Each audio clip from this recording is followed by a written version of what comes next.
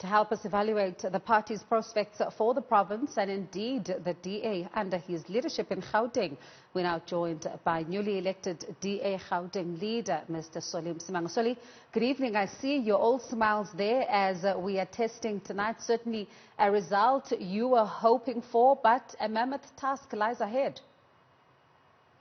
Indeed, thank you very much, and good evening to the viewers, back at home. Indeed, this is a critical time for the Democratic Alliance. I think one of the things is that we are reflecting on the elections, the by-elections that have just taken place right now. We're evaluating ourselves in terms of our structures and how we will be able to then, regroup and be able to then move forward. And, it is really indeed a great honor to finally get, the debating to lead the party for the next coming 3 years and to rebuild the brand of the party and to build the trust of the people with the party and ensure that we are able to then, go into the 2021 elections and build up to the 2024 elections, with the leadership that has been elected today. And we are really honored and excited to, be taking on this challenge. You talk about reflections post the by-elections. What do that process of reflection looks like? Well, look, there's quite a number of things. One is that, there's a lot of things that we have picked up internally and externally. Internally is that we've picked up that, our structures needed to be, we need our structures to be retrained. We need our structures to ensure that, they are part of the community on a full-time basis. We now also need to make sure that, we let people from within the areas that are going to be, be contested going forward. Externally, there's quite a lot of things that we have picked up. For instance, we picked up that, there was a party that had, put up a propaganda about the DA being an Israel-funded political party, which is absolutely not true. We have picked up that there were those that were intimidating our activists on the ground on a particular day in a particular ward, who were distributing food parcels, who were distributing money, to people to come and vote. And then these are things that we can counter, but you can only counter these kind of things if you are on the ground and you're able to then pick up these kind of things way in advance. And I think these are some of the things that we have reflected on as a party and say, how we're going to then make sure that we're able to then fix them going into further by-elections into the future. But more than that, how do we prepare going into the local government elections that will be taking place in 2021? And some have said, I spoke to even an elections analyst here on the show last night who says that you're not showing a very strong force or even a showing towards the local government elections next year. And you lost 9 wards as the Democratic Alliance retained 14 and won 2 new votes. And, this, he says, could be a signal that there is a lot that you need to do and some serious evaluation that the DA really needs to do, because certainly this result is not looking good. Losing a ward, even in Mfuleni, to the ANC. Well, look, I will be very much naive to say that we don't have to do any kind of internal assessment in terms of our own performance, and we are doing that. It will be arrogant and arrogant for us to not, reflect on what has happened and to look in terms of what did we do or what didn't we do that we would have normally have done in by-elections.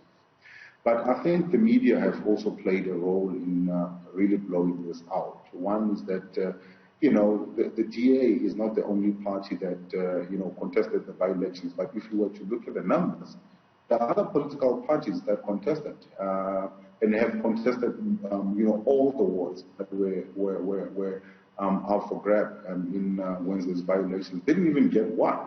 But the media has never even made noise about those. But the media has made noise about the by-elections of the DA.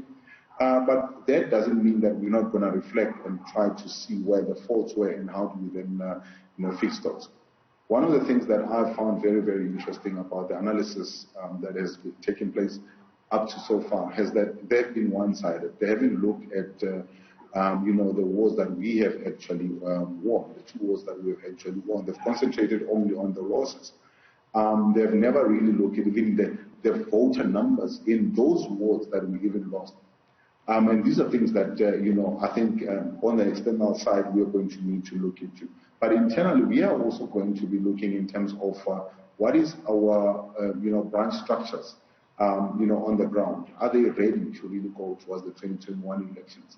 Are they really able to then campaign as aggressively as we need them to be campaigning? And this is why today, in my acceptance speech, I did say that one of the things that I'm going to be focusing on is to retraining and re-empowering our branches and also our public representative on the ground to make sure that they're able to, do the work that needs to be done. But more importantly for me is that I need to make sure that the DA public representatives are there on a day-to-day basis, living and experiencing what the people are living and experiencing, and ensuring that they're able to then be part of the community that they want to be representing or will be representing going forward. And Soli, I want to take some part of what you said here, because this does appear to be an issue that is close to your heart, because you even spoke about it in that soundbite, albeit you also, tripped over your words calling for divisions, and then you corrected yourself. But when you look at this, you say that the beautiful, warm-hearted, hard-working, honest people of this province are calling for a united, focused and determined democratic alliance. That is why I did not seek any endorsements during my campaign, as I feared it may promote divisions in our ranks. I want to be a leader for all members, not for some or a faction. It is important that we unite as a party because that is what our members and voters want to see. Nobody wants to support a divided house. I hope this sets a trend for future internal elections. And then you almost, like when somebody reads this, can tell that divisions are so bothering you that you really are calling for unity, a unified democratic alliance. Just how deep do these divisions go? Take us into your confidence tonight. Just how deep do these divisions in the Democratic Alliance go? Because we have been speaking to some people, even ahead of the National Congress itself, who have been telling us, no, it's okay, the contest can be hard, but still all of us are singing from one hymn book. But reading this, you're calling for unity, and it sounds serious.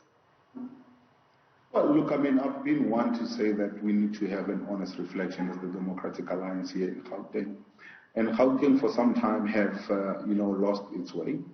We have been a party that has started, deviating from the principles, values and policies of the organization. We had, cliques that had been there for quite a while. And that, led to a lot of disillusionment amongst our public representatives, amongst our activists on the ground. And we have seen, and this is part of the reflection that I did, that, there have been people that have been leaving. Some of the people that have left have actually been the contributors to the problem that we've had in the Democratic Alliance. Some have left for genuine reasons because they felt that they hadn't been listened to. And if you listen to the whole of my acceptance speech, one of the things that I do highlight is the fact that I want to ensure that people do feel that they're being listened to and people do feel that they can contribute and will be part of the rebuilding of the Democratic Alliance here in Gauteng. So these are some of the things that, I was reflecting on and really focusing on in terms of, the faults that have been there with the DA. And I think with a growing party, these become, your normal issues. I think as a growing party, you have issues that come up and, sometimes the mistake that we do is to then think that they will just disappear. And they don't. They don't just disappear. If you don't address them, they just manifest and then they grow, they become bigger, and then they become the norm in the organization. And, after a while, you realize that you're now sitting with an organization that has actually taken a wrong turn because you've allowed wrong things to happen. And I'm saying I'm not going to allow that for, going forward. We are going to have an organization that is able to listen, to itself and amongst its own, public representatives, amongst its activists and its structures, but also being able to then listen to what the people out there are saying so that we are able to then address people's issues, correctly, because you cannot address somebody's concerns if you're not listening to them. And this is something that I want to be doing now with the Democratic Alliance going forward.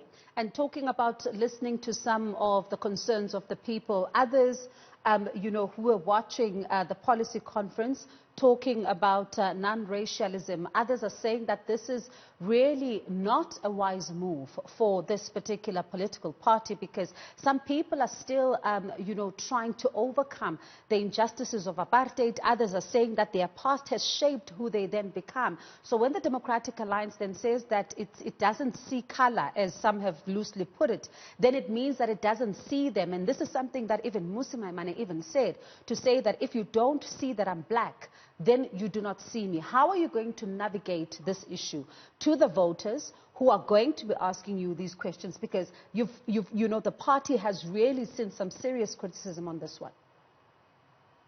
Well, again, going back to the speech that I gave today, we have said that, unfortunately in South Africa, the politics have been polarized, have been so much racialized that, as you have seen now in Senegal, as you would have seen now in Brackenfell, the politics have now been racialized.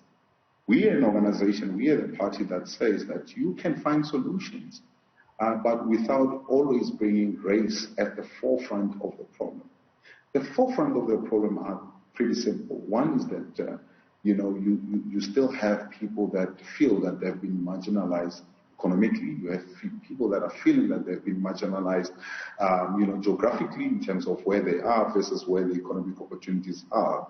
And you have people that feel that, they now are being targets. I mean, you have farm owners and farm workers and rural people in rural areas who are now becoming sitting targets, for crime and murder. So all these things are things that when you look at, you then say, am I going to continue to then have the blacks and the whites clashing on, on this issue, or are you going to find a solution that benefits everybody?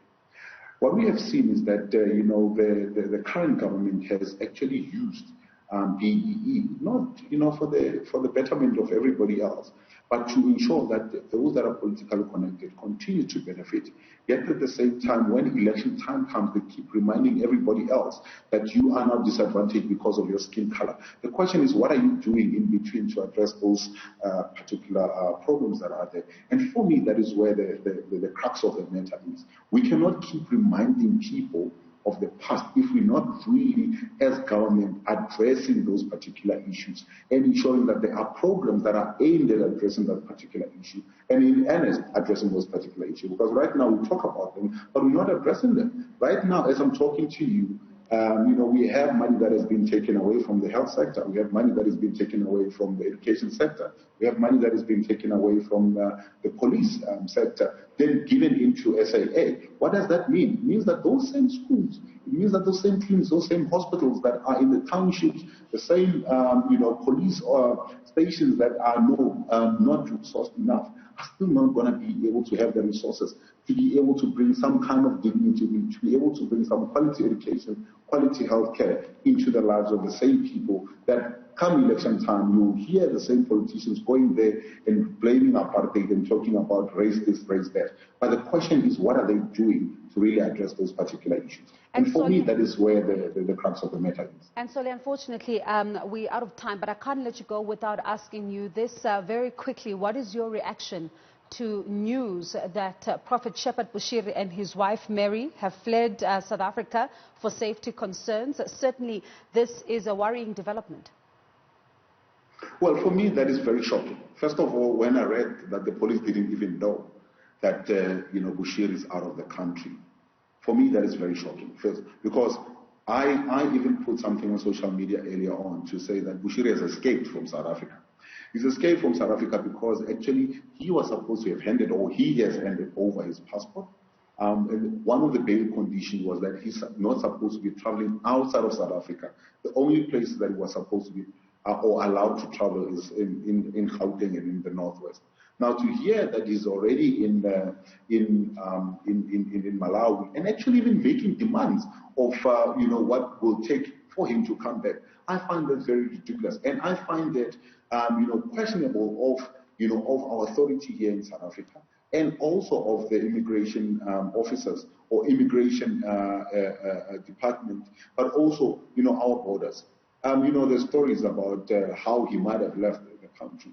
And for me, then I want to hear the president and the ministers that are responsible to tell the people of South Africa how are they going to make sure that the man comes back into the country and answer and face, the court of law without even putting any demands? Because if he was in South Africa making money like an ordinary South African, or making money like an ordinary citizen, then he must be able to then face the court without even bringing any kind of condition that he's only going to be coming into the country under certain conditions that will be met.